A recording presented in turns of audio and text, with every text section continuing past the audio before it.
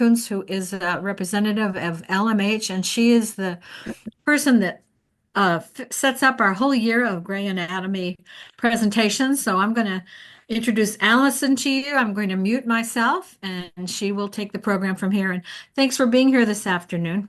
I think it's going to be very, very interesting. And I think we could all use a little bit of help with our mental health these days. So take it away, Allison. I'll mute myself. Thank Thank you. Thank you so much. And thank you to everyone for being here. We really do enjoy being a partner with the library because we get to do all kinds of fun programs, just like this one. So we did want to give you a heads up for next month, just to let you kind of be thinking about that one. That one is on healthy eating. So always a good topic to look into.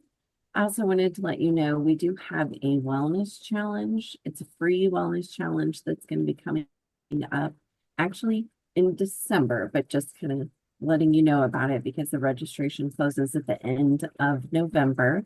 But it's 12 days of wellness, and you get to kind of pick different activities that you want to do. It's all free. There's a big list, and you kind of pick and choose what works in your world. So with that, I'm going to go ahead and turn it over to Sandra Dixon, who is our wonderful presenter for today. And I'm really excited to hear what she's going to talk about. Thanks, Allison. Hello, everybody. My name is Sandra Dixon. I'm Director of Behavioral Health Integration at LMH Health. When Allison asked me if I would be willing to do this presentation, I think Allison asked me 2 or 3 months ago. I had a bit of trepidation, actually.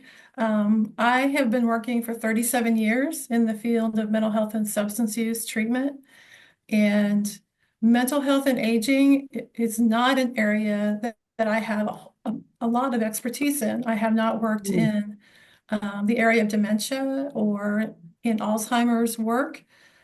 But after I thought about it for a while, I am 61 and I have a husband who's going to turn 65 pretty soon.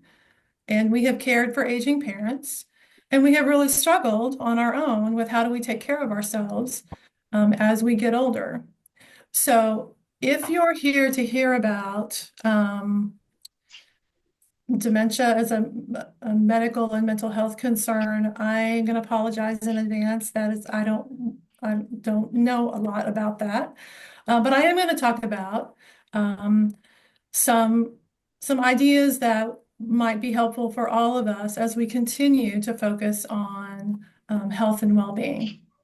So a little bit about my role at the hospital. I've been here 3.5 years. Before that, I worked at DECA. If you're familiar with DECA here in town, I was clinical director and oversaw all of our addiction treatment programs in the state. And I came to LMH because the system was thinking about how do we really integrate behavioral health work into all the other things that we do? How do we ensure that we are treating the whole person and we're not just treating their bones, or we're not just treating their diabetes? One of the examples I use frequently is when you break a bone and you go to Ortho Kansas, you don't take your arm off to send your broken arm to Ortho Kansas. Your whole body and mind go with that broken arm.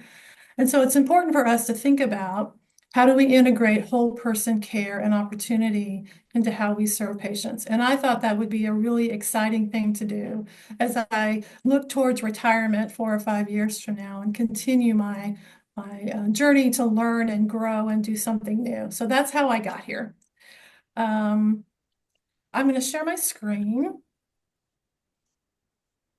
Maybe. There we are. So Allison, can you give me a thumbs up if you can see that? Rock on. All right.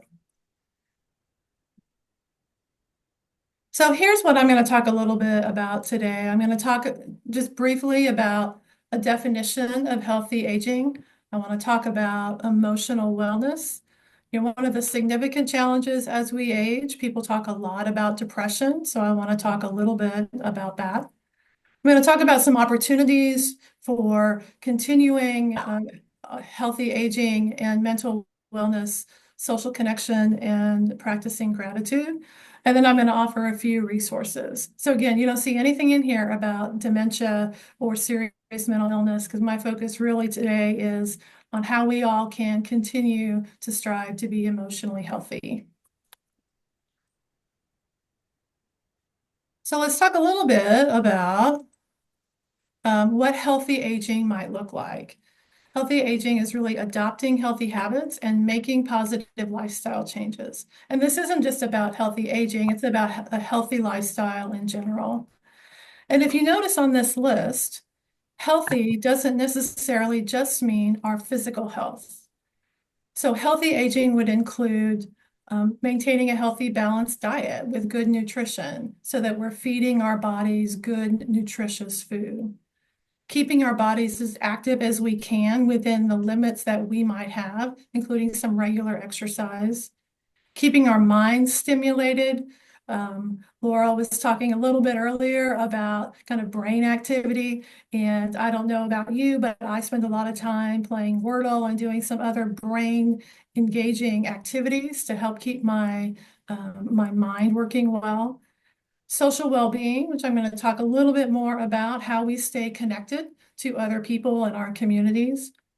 Emotional well-being, how we manage stress, how we continue to have a positive outlook, which, right now, sometimes that's really difficult to have a positive outlook. Injury prevention, we talk a lot about that here at the hospital. What are the precautions that we take so that we keep our bodies safe? And then regular healthcare routine.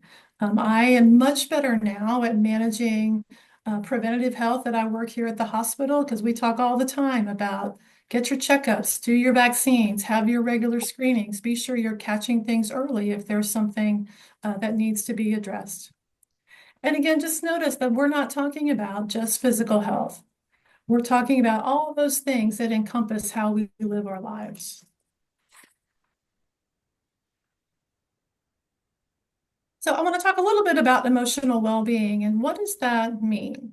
And this is something that we don't suddenly flip a switch and say, oh, we are emotionally healthy. Developing emotional well-being is like developing muscles when you exercise. It's a commitment to keep at it, even when things get difficult, because the more we practice some strategies I'm going to show you, the more emotional healthy we might be. Bye. So emotional well-being is the ability to produce positive emotions and moods and thoughts and feelings. So even in the face of difficulty and challenge, we have the ability to look at that challenge and say, yeah, I really don't like this, and this is going to be difficult, but I believe I have the ability to address it and move past it. It allows us to adapt when we're confronted with adversity. Resilience is the foundation of emotional well-being. Again, it's like building a muscle. Resilience impacts how we face these challenges. We know we're going to face challenges in our life. We know things are going to be difficult, especially as we get older, but it's how we face those things that's important. And emotional well-being allows us to focus on the positive. And when those negative emotions come, which they're going to come, emotional well-being is not denying the fact that sometimes things are going to be really hard. It just helps us move beyond those and deal with those in a way that's really healthy.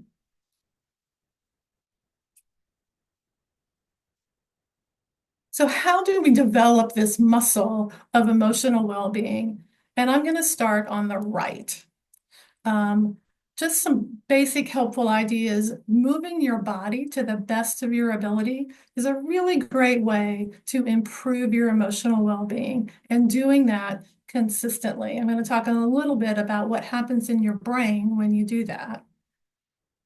Establishing a routine helps with emotional well-being, something that's predictable, something you can look forward to. And I'm going to tell you about one of mine. When I started at the hospital, I had worked basically in the same type of environment for 37 years. So coming to the hospital was a very different experience for me. It was incredibly stressful. Even though I knew people here, it was a very different team for me to be part of. And so I needed to find something that allowed me to decompress and de-stress with my day. And so here's what I started, and I still do this. Every Friday, when I go home from work, I take the sheets off my bed and I wash the sheets so that I know that I'm going to go to bed that night in clean sheets. I wash all the towels so that I know when I get up in the morning and I shower, I'm going to have clean towels. I put on clean pajamas. I mean, I wear clean pajamas all the time, but I get out new pajamas to wear that night. My husband and I go out for a nice dinner. We go someplace like 6 Mile or Jay Wilson, something a little bit nicer than what we would normally do. We get home early and I'm in bed by 10:15 on the dot. So when I wake up in the morning, I've been in clean sheets and clean pajamas. I had a really nice meal and all the stress of the week have just floated away. And when I don't have the opportunity to do that, for whatever reason, I feel the difference on Saturday morning. So for me, that routine really helps get me centered at the end of the week and really does improve my emotional well-being for the weekend. Connecting with others, I'm going to talk a little bit more about that in a minute, is a great way to have some objectivity in our lives, to be able to bounce ideas and seek support. So staying connected with other people is really supportive for emotional well-being. I was talking before you all got on about forgiveness. We know that when we are carrying burden or challenge or hard feelings about somebody or something, including ourselves, that can be very weighing on us. And one of the easiest things we can do for ourselves is not forgetting whatever caused this discord, but forgiving so that that burden can be lifted, that you don't have to carry that anymore. And the most important person we do that with is ourselves. So forgiving ourselves for whatever transgression we believe we did to somebody or with somebody or to something, and saying that, yep, that happened. I'm really sorry that that happened. I'm better now, and moving on. Doing something for others means we are taking something of ourselves and giving to others, which really helps us feel better. You know, you've heard them say when you volunteer, not only are you doing something for somebody else, but it makes you feel good as well. So doing something for others. Sleep is going to be a running theme in my 30-minute conversation with you all today. Getting plenty of sleep and really good, solid sleep helps us with our emotional well-being. Being kind to ourselves is a little bit like forgiveness. So being kind to yourself might be doing something nice for yourself, or being kind is just giving yourself a break. One of the articles we did in the paper about a month ago was talking about setting goals for the end of the year. And sometimes when we set goals for ourselves, and we don't reach those goals, we can be really hard on ourselves. And sometimes we just need to give ourselves some grace. And then finally, being self-aware. I think we all know those things about us that may not be the nicest or the most productive, or that people might say, oh, I don't like this thing about this person. So really understanding what those things are and working diligently to maybe mitigate some of those. And so just being self-aware about how we respond in our environment. On the left side is a strategy. So sometimes our emotional well-being is really challenged by difficult times or when we are in a disagreement with somebody. And so there are 3 steps to help ground ourselves so that we respond instead of reacting. So the first step is to simply stop and take really deep cleansing breaths. I have an app on my smartwatch that allows me to really intentionally breathe for 5 minutes. And what that breathing does is it literally creates space in your brain so that you can calm and reduce your anxiety. So it's not just about your physical health, breathing deeply, but it really helps you stop when you're in the middle of a really difficult situation and just say, okay, I'm going to take a quick break here and get myself centered. The next step is to ground yourself. So when I've worked before with folks who have panic attacks or severe anxiety, one of the strategies we talk about is Get connected to your environment where you are. Anxiety sometimes feels like you're floating out here and not knowing what to do, but we can very quickly ground ourselves in a difficult situation by grabbing a pen, because you can feel the pen, or grabbing the edge of the table. I'm grabbing my desk or my chair and really focusing on, I feel my chair. Or putting your feet flat on the floor and feeling the floor. So when you breathe, you're stopping and giving your brain some space for a minute. You ground yourself, saying, I'm feeling this desk right now, so I know I'm in this environment and I'm just going to stop for a second. And then, as you're pausing, you can take some time to say, what do I really want to say here that's productive? My daughter and I, she's 22, we practice this a lot because she's a 22-year-old college student and she reacts frequently. And we talk a lot about, let's pause before we say something that maybe we're not intending to say, and give ourselves some time to really think about, what's the message I want to give in a way that can be heard and is still respectful and empathetic. So when we respond instead of react, we really are supporting our emotional well-being, because we are calming ourselves and being very intentional in some of the things that we say and do.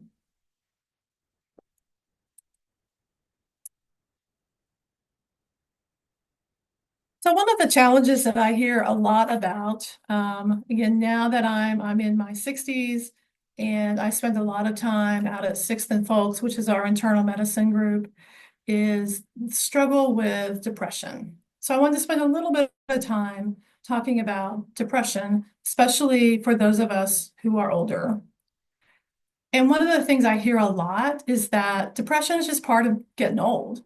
Well, that's not really true. Depression is not a normal part of growing older. However, about 4% of people over the age of 70 do struggle with clinical depression. And depression is not situation-induced sadness or grief at the loss of a loved one, or changes in our life that create sadness or grief.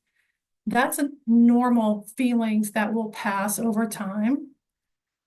Depression is a medical condition, which means it's treatable just like diabetes or hypertension. Depression is more common in people who have medical conditions like heart disease or cancer.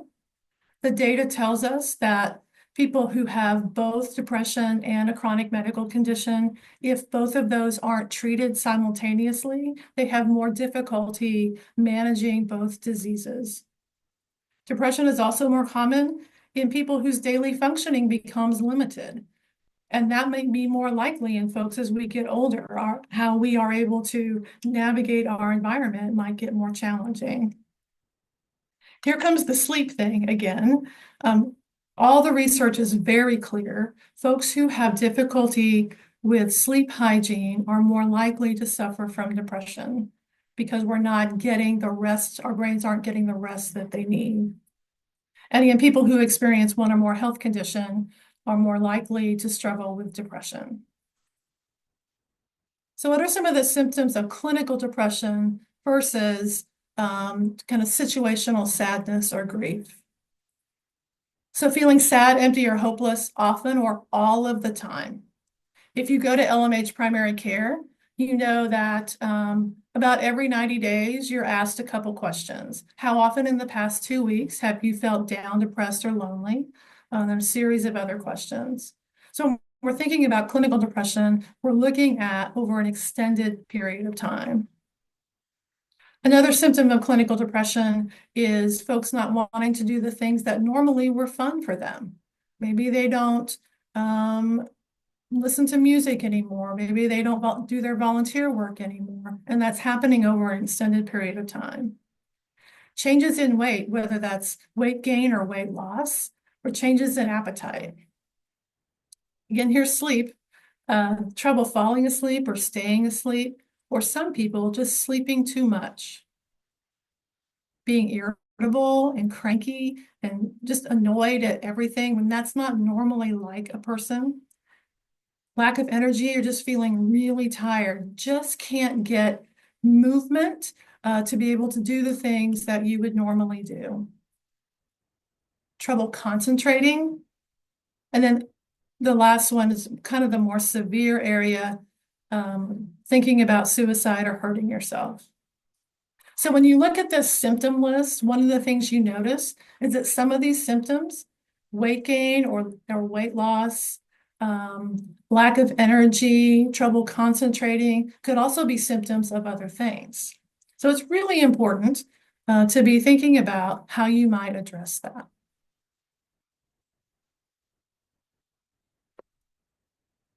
So the first thing I would always encourage someone to do, if they're not quite sure, or you're a family member or a caregiver for someone and you're seeing some of these symptoms, is talk to your primary care physician.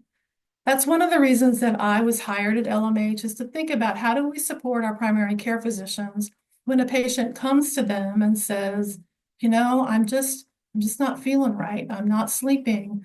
I feel down all the time. I just don't have any interest in what I'm doing. Because we go to our primary care physicians first. So I always encourage people, talk to your primary care physician. Talk about what's happening, what you're experiencing. They will ask you other questions and maybe try to rule out, is this something that might be physically related? And kind of tease that out. But go to your primary care physician. If they don't feel like that this is something that they can address, they'll refer you to a provider who maybe can do that. Consider medication. I know a lot of folks in my own family don't believe that taking medication when you're feeling down, which is what they would call it, is the appropriate thing to do. But when we think about depression as a chronic medical condition, just like diabetes, hypertension, or any other chronic illness, we know that medication can be helpful. So consider medication. And not every medication works for every person. Again, just like other chronic health conditions. So if something's not working, then we go back to our providers and keep at it, keep trying. What I would say about medication, though, particularly when it comes to depression and anxiety and other mental health conditions, is taking that medication isn't the only fix. Folks aren't suddenly going to feel better. Medication for depression allows us to get some relief in our symptoms that creates space for us to do other things and have the motivation to do other things that will also help our depression, which I'm going to talk about in a minute. Sandra, Yeah. before you go on, there was a question in the chat box. What percentage of seniors struggle with depression? Sorry, you said the percent, but they missed it. But yeah, no worries. Great question. So 4% of people over the age of 70. that's not very many. It's not, but that was based on a particular research study, right, done by the CDC. That was So, 4%. Yeah, 4%. Okay. Thank you. Sure. So I would take some small steps towards emotional well-being, some of the things that I just reviewed a few slides ago, reaching out to others, helping others, intentionally doing some of that if you're in therapy or taking medication that kind of gives you some space to feel better, to do some of those other things. I encourage us to think about that. And then finally, connecting with others or checking in on others, reaching out for assistance and maybe offering assistance to other people.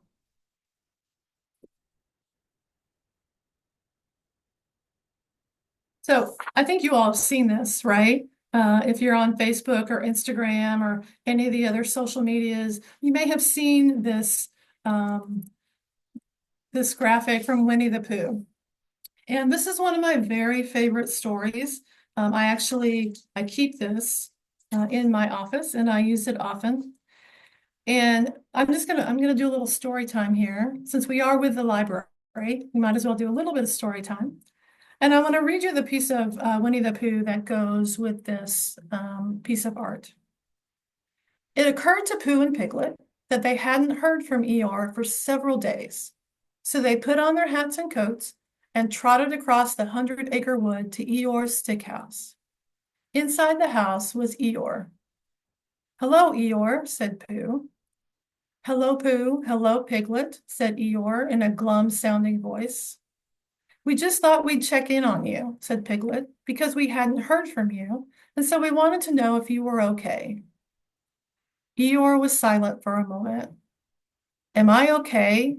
he asked eventually. "Well, I don't know, to be honest. Are any of us really okay?" That's what I asked myself. All I can tell you, Pooh and Piglet, is that right now I feel really rather sad and alone and not much fun to be around at all, which is why I haven't bothered you. Because you wouldn't want to waste your time hanging out with someone who is sad and alone and not much fun to be around at all, would you now? Pooh looked at Piglet and Piglet looked at Pooh, and they both sat down, one on either side of Eeyore in his stick house. Eeyore looked at them in surprise. "What are you doing?" "We're sitting here with you," said Pooh, "because we are your friends. And true friends don't care if someone is feeling sad or alone or not much fun to be around at all. True friends are there for you anyway. And so here we are." "Oh," said Eeyore. And the three of them sat there in silence. And while Pooh and Piglet said nothing at all, somehow Eeyore started to feel a very tiny little bit better. Because Pooh and Piglet were there. No more, no less.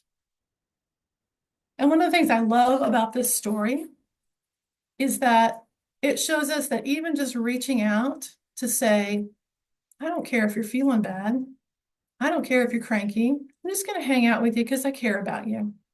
And being on the receiving end of that, being able to say, "I really don't want to talk right now, but you can sit with me." And just the very fact of being connected with each other can help us feel a little bit better.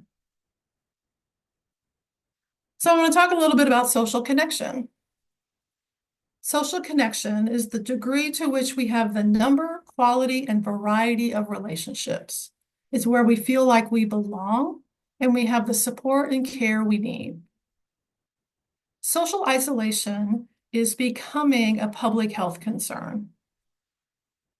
It's influenced by the lack of transportation. So maybe the older we get, it's more difficult for us to get from place to place.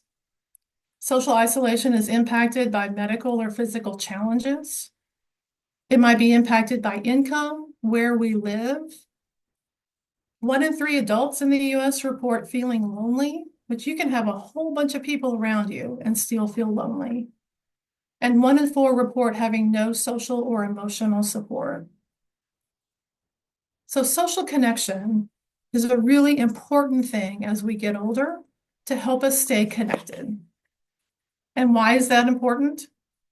Research tells us that social connection gives us protection against chronic diseases, including heart disease, stroke, dementia, depression, and anxiety. Social connection offers us positive health benefits. It improves our ability to manage stress, anxiety, and depression. It encourages healthy eating and physical activity. And social connection, interestingly, helps improve our sleep quality. Research tells us that the very idea of having others in our lives that we can go to reduces our stress level, allows us to take better care of our health. And so these chronic conditions, if we have them already, tend to not get worse. And if we don't have them, social connection helps us not get them. It's very interesting research. But we know it gets harder to be socially connected as we get older, whether we have moved, our family has moved on, we are not as able to get around. And so how might we continue to develop social connection? We can establish and nurture different types of relationships. So contacting others that we know care about us. I might have a family member across the country that I haven't seen in a while, but I know that if I reached out, they would care about me and I care about them. So taking that initiative to reach out. reaching out to different types of people. We all tend to kind of maneuver with the same groups of folks who are like-minded. And one way to develop broader social connections is to reach out to other places. And then obviously joining a group, whether that is a civic organization, volunteering at the hospital. I can't tell you how much respect I have for our volunteers here who are spending every day connecting with other people. Another way to make social connection is giving and taking. So reaching out when we need assistance and then providing support to others, just like Pooh and Piglet did for their friend Eeyore. So giving help when we need it. No, giving others help when we need it and taking help when we need it. Strengthening the quality of our social connection.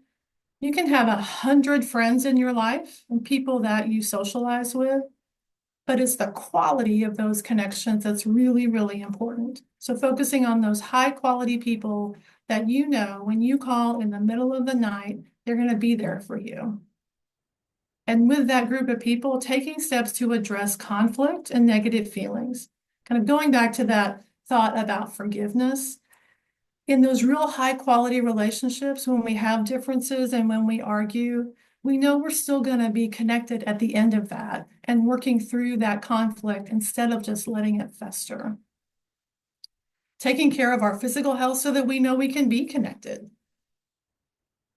I mean, I love technology. I'm very grateful. If anything that COVID gave us is the opportunity to do things like this, where we can stay connected virtually.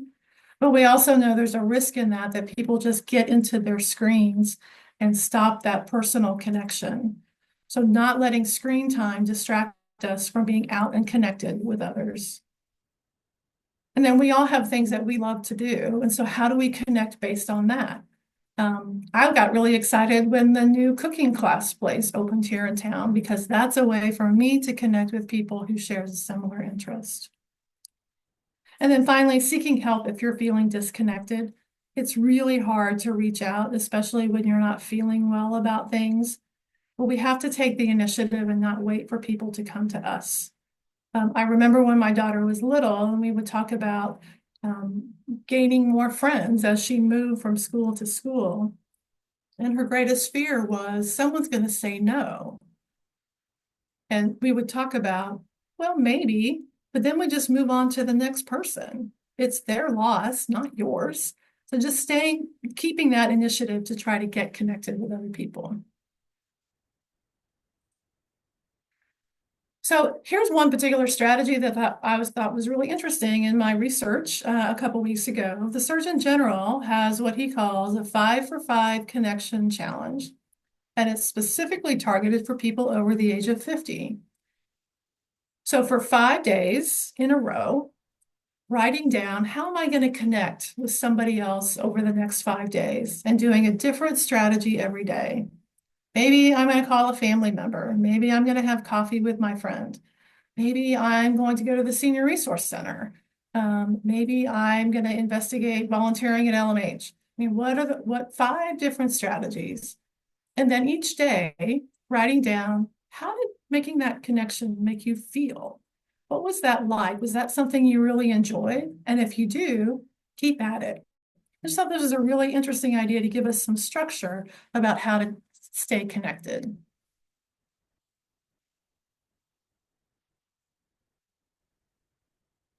So the last thing I wanted to talk about that is directly related to emotional well-being and healthy aging and wellness is cultivating gratitude. And I will be honest, this is a really hard thing to do right now. It's a really difficult time to find gratitude in a lot of things, because we are inundated so often with just all the really challenging things going on, not just in our community, but across the country and in our world. This is one of my favorite quotes from Melody Beattie. Melody Beattie is an author who works in the area of family addiction, so substance use treatment and family members. She talks a lot with families about, even in the midst of your loved one's addiction, that being grateful is helpful to the family member. And she says, gratitude turns what we have into enough. So what we have right now is enough. It's actually more than we thought it was. It turns denial into acceptance, chaos into order, and confusion into clarity. It makes sense of our past, it brings peace for today, and it creates a vision for tomorrow. So the research tells us there are some significant physical benefits to gratitude. Gratitude releases serotonin and dopamine. And these are two chemicals in our brain that are linked to that part of our brain for pleasure and positive mood. So these are the same chemicals that when we drink alcohol or use some substances, fire as well. So when I was working in addiction treatment, every day we asked people to create a gratitude list. And we wanted them to be grateful, but we also wanted to give them an opportunity to fire those chemicals in a healthy way where they weren't firing them with drinking too much or using substances. So it's a very intentional, we want you to have a little bit of that same feeling of positive reinforcement and pleasure. It's the same thing you might get after you've been running a while, or when you are with someone that you really care about. Those chemicals can really help us feel better. And gratitude, the research tells us, is a way to have that experience. Practicing gratitude lowers our stress and anxiety. It makes our brain think differently in a positive way versus focusing on the negative. And then here's that sleep thing again. Practicing gratitude every day really helps us sleep better. Research tells us that gratitude can improve depression symptoms when we shift to focusing on positive aspects and strengthening emotional resistance. Especially and I've been doing this a lot now that I'm in my 60s and looking towards retirement. I look back on the life I've lived and the career I've had and this really great 22-year-old that I have. And being grateful for some of the things, even the hard things. And when we can focus on what we've accomplished instead of where we've fallen short or the difficult times, it can really boost our confidence. And going back to my experience in addiction treatment, we worked with women who had been through so much. They had been abused, they had been trafficked, they had been homeless, anything you could think of that you wouldn't want to experience in your life. They had been through all of that, but yet here they are sitting in front of us asking for help. And that is resilience. So the gratitude is the resilience to get through all that and be here today seeking a healthy life. It just gives us a sense of self-esteem. And finally, incorporating gratitude into our daily routine lowers blood pressure. It's like that breathing exercise. When you take the time to just reflect on the things we're grateful for, it will lower our blood pressure and it improves our body's ability to fight off illness. So just like emotional well-being and social connection, it takes practice to have a daily practice of gratitude. But there's some things we can do that I think are fairly easy if we keep at them. Intentionally noticing reasons for saying thank you. This is something that happens a lot at the hospital. I observe people intentionally reaching out saying, thank you for doing that for me today, or thank you for helping our patient today. We start every day at the hospital in our safety huddle is who has a story that's being patient first or better together. So we're practicing gratitude every single day. If we have the ability to get out and walk, or even sitting and observing our environment, being grateful for something that you see on that mindful walk. What do I see? What do I hear? What do I smell? And being grateful for those things. a gratitude letter or an email.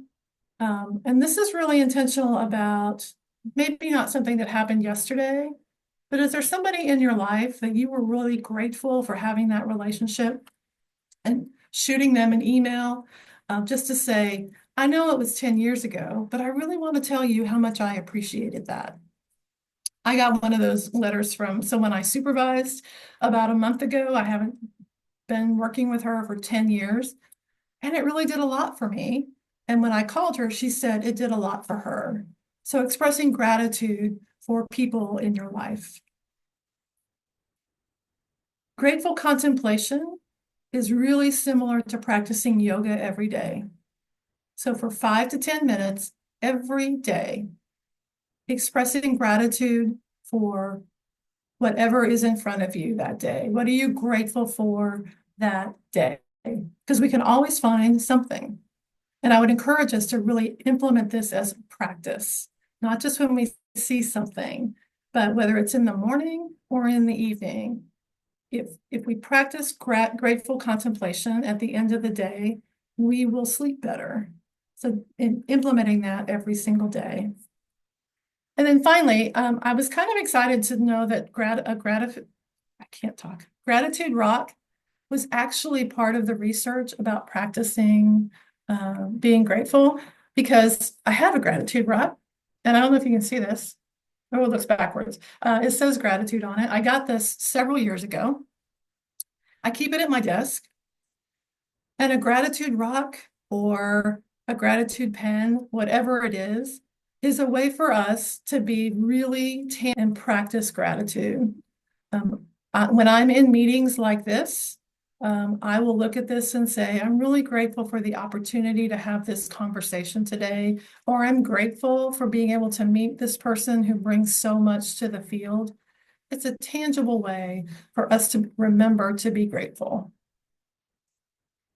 I also have one that says peace, and I have one that says karma, because sometimes you just need to practice good karma, especially if you're in a difficult situation. So one way to bridge social connection and gratitude is to have a gratitude conversation with someone that you care about. And there are some prompts for that. So I'm grateful for 3 things that I hear, see, smell, and some of these other examples. And what we find is when we have these conversations that seem scripted, that builds into just a broader conversation about connecting with each other and being grateful for the time together. And this is another way, if you're practicing grateful contemplation 5 to 10 minutes every day, to have these prompts in front of you so that you can say, okay, I'm not quite sure what I'm grateful for today, but here's some ideas. You know, I'm grateful for the smell of the spaghetti sauce that's cooking in my house right now. I'm grateful that my 22-year-old daughter has been home for a couple weeks and we get to spend time together. Just prompting us to be thinking about those things that happen every day, but maybe we can be grateful for. So I want to share a few resources. This is not all encompassing.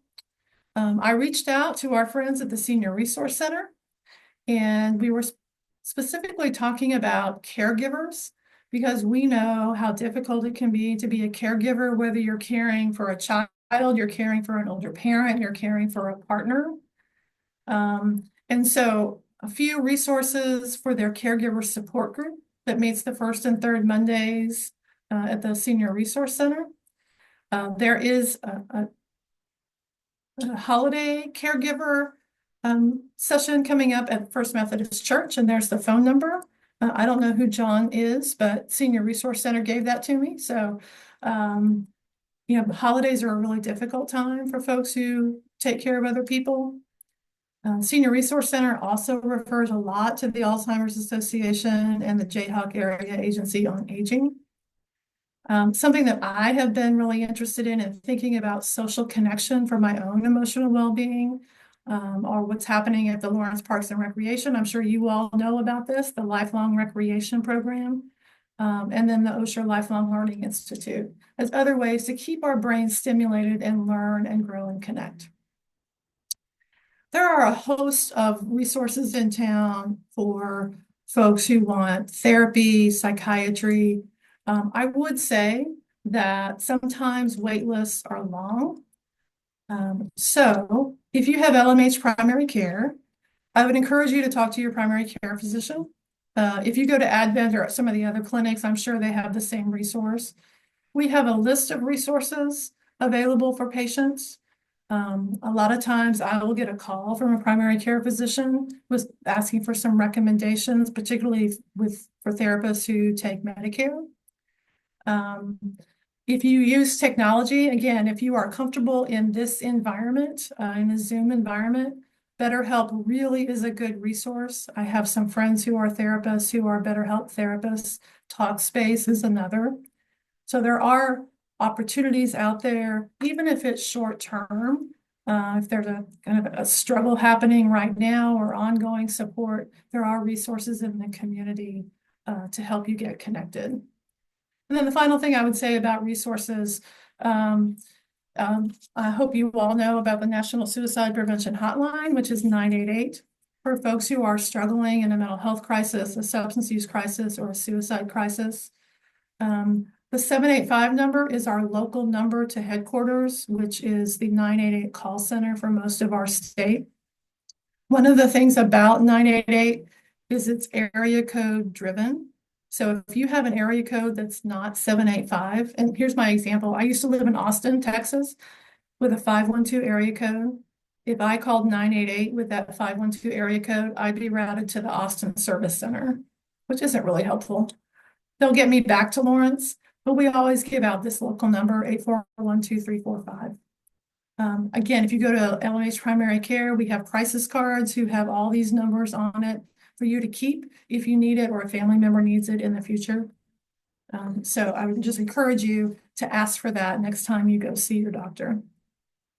So in summary, to leave some time for questions, if you all have questions, there are some themes running here in this information that emotional well-being, social connection, and gratitude, practicing those just don't happen overnight, right? We practice and we build muscle until they become part of our routine. We're doing grateful contemplation every day. We are reaching out every day. We are managing our emotions and trying to be positive, even in the face of challenge every day. As we build that muscle, these things really do help us manage stress, decrease depression and anxiety, help us get better sleep, and they have a positive influence on things like our blood pressure and our heart rate and lower the risk of chronic disease. So thank you for the opportunity to hang out with you all today. I'm going to stop sharing my screen. Oh, I'm going to show you one more thing. This is how you find me. I am always willing to help people find resources in their community to help get them connected. That's why I'm here at LMH. So here is my email, and please don't hesitate. If I can connect you with others, I'm happy to do that. So I'm going to stop sharing so I can see all of you. Okay. Well, thank you. Thank you, Sandra. That was a wonderful presentation. I'd like to open it up for questions from anybody in the group. Did anybody have a question? Would you like to put it in the chat box? Unmute yourself and ask questions. Anyone? Yeah, how about I'll put my email here in the chat. How about that? Okay, perfect. Someone asked if they could see the email page again. Yeah, that's why I'm putting it in the chat. Perfect. You know, it's interesting you mentioned taking a moment to think things through and kind of review your thought process. A dear friend of mine who's only 93 years ago used the phrase with me, well, you know, we have to frisk our thoughts. And I think that's really important as we age. And anytime I'm just going to share here. Anytime I hear myself using the words always and never, eh, you know, that's time to stop and think it through because nothing is always ever or never or always. So sometimes that's not a good way to approach things. Um, I want to ask you though, Sandra, I know that it's good to keep your sunny side up and all that kind of stuff, but how do you feel about dealing with hard things? I mean, we can't just say, oh, well, they were doing the best they could. I mean, do you feel it's okay to get angry once in a while? I mean, Sure. is it I think helpful? emotional well-being, part of that is acknowledging how you're feeling. Yes, Because we feel sad and we cry, which is also very healthy, by the way. yes. We get mad, we get frustrated, we get cranky, and those are all natural responses to what's happening. Hmm. I think the difference when we're talking about emotional wellness is that doesn't become the norm, that we carry that we acknowledge and we feel that and we experience that. And then we do the work to say, okay, Hmm. how do I keep going forward? Hmm. How do I feel better? How do I reach out? And going back to the thinking about forgiveness, Hmm. um, especially if it's however we're feeling is about something we believe someone did to us or about us, carrying that can really damage our health. And so feel it, experience it, honor it, and then figure out how to move forward Hmm. and put that away. Think it was Carrie Fisher, and she had plenty of reasons to have grudges. One of her famous comments is carrying a grudge is like drinking poison and expecting the other person to die. Yeah, exactly. I'm going to look that one up. The other thing I think about right now is, and I really don't want to get political, but Oh, go ahead. I won't. My husband and I have this conversation about our political environment and my husband and others get so angry Yeah. about things. And what we talk about is be angry about it, advocate for something different. Mhm. But honestly, whatever that person does or what that action, if you weren't involved in it, you can't control it. So holding the anger just to hold the anger because you don't like and this is when I'm not so therapeutic, you're just wasting your time. Yeah. You're being angry to be angry.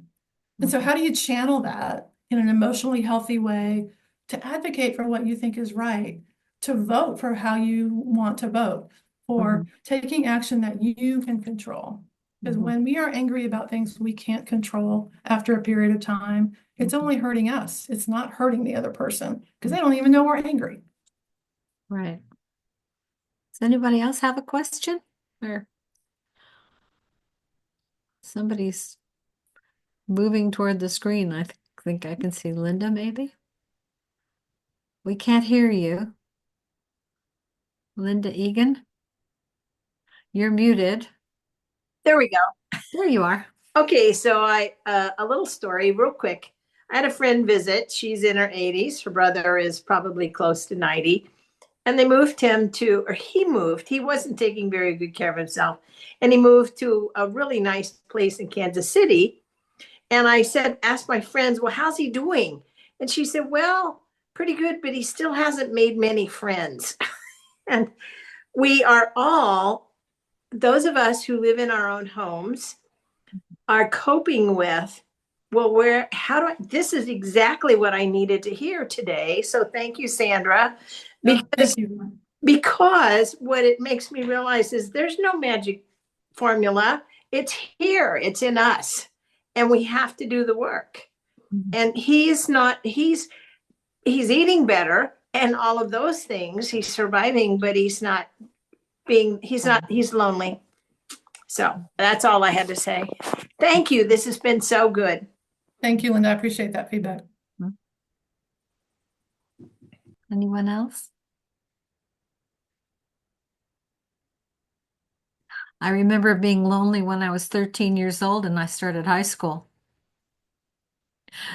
It's sort of the same thing, and I remember my daughters, who are now in their 40s, telling me that when they were 10 and 11 and 12, that they didn't have any friends, and I used to counsel them as my mother did. Well, to have a friend, you have to be a friend.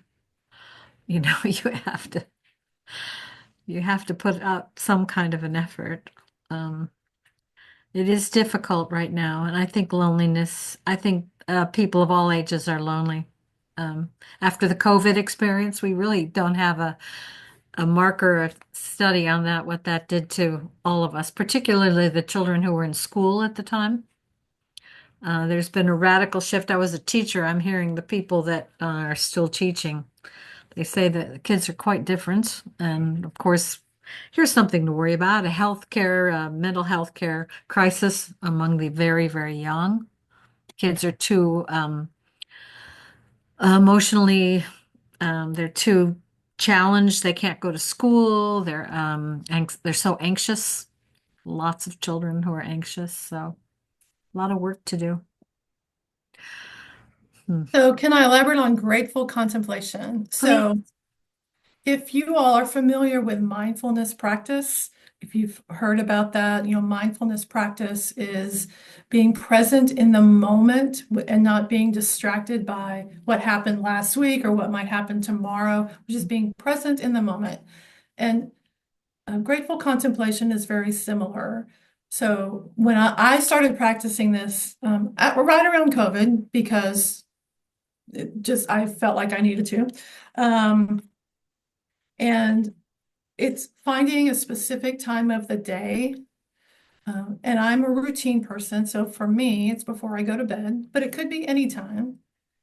And I intentionally sit and focus on what happened today that I'm grateful for.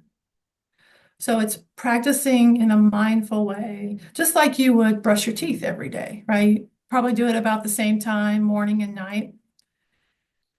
And maybe the prompts help. Today, I am grateful for 3 things that I heard today, or 3 things that I saw today. But it's just taking time to sit. Some people journal. I'm not a journaler, but some people journal and keep that journal and say, today, I was grateful that I got to have coffee with my best friend, or I was grateful that it rained. I hope to be grateful for that soon. I'll tell you a little quick story before we run out of time. My daughter lives in Asheville, North Carolina. So if you've been following the news, you know what's happening in Asheville, North Carolina. And we heard from her Friday as the storm was raging. We didn't hear from her again until Saturday night. And I had to practice my grateful contemplation Friday night and be grateful that she's really smart and she had water in her bathtub and she was with her friends and she had plenty of food. I was grateful that I had a chance to talk with her and that I have friends in the area that I know will go find her. And I was grateful for the chance to talk to her that day, just in very worst case scenario that I may not talk to her for a while. So even in those moments, just remembering in the midst of chaos, there might be some things to be grateful for. So I hope that answers your question, is being intentional, specific, in a space that's just for you, or sharing with a friend every single day. Right. And when I kept a gratitude list, a book that I read said sometimes it's totally legitimate to write, I'm grateful this day is over. Absolutely. Be honest. That might be one of the healthiest things you can write. That's true. Well, I'm not grateful that this is over, but I appreciate all your help that you've given us all and all the contact information. Yes, I saw Nancy clapping her hands. Okay, we'll do jazz. Thank you. Thank you very much for being with us. Thank all of you Grey Anatomy fans. I'll see you next time. Allison, what's our next adventure with Grey Anatomy before we go away? Yes. So I'm sorry, I told you incorrectly. It's November 19th and it's on annual wellness visits and Yes, advanced you mentioned that. directives. Yes. Yeah, that's How gonna to be eat. November. Yes, healthy eating in the holiday season. Right, that's gonna be December after that. Yes. Okay, wonderful. All right, well, we thank you. Thanks for being with us, Sandra, today, and thank you for Thank you all all. the information. And thanks all of you for being here today, and I'll see you next time, if not before. Thank Thank you. you. Be grateful for all of you. Bye.